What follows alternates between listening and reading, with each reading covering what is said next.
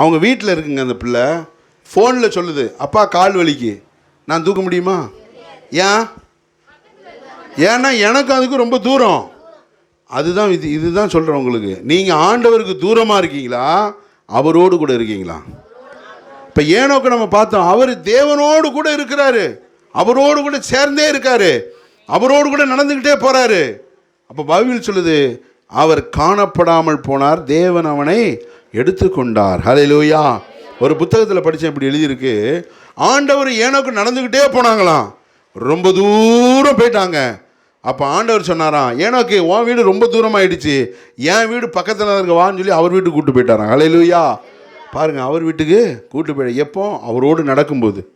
இப்போ நீங்கள் உங்களுக்கு நான் சொல்கிறேன், கடந்த காலங்கள் அதெல்லாம் போயிட்டு இந்த 2024 நீங்கள் உங்கள் வாழ்க்கை ஆண்டவர்கிட்ட ஒப்பு கொடுங்க. ஆண்டவரே, இந்த வருஷத்தில் நான் உம்மோடு கூட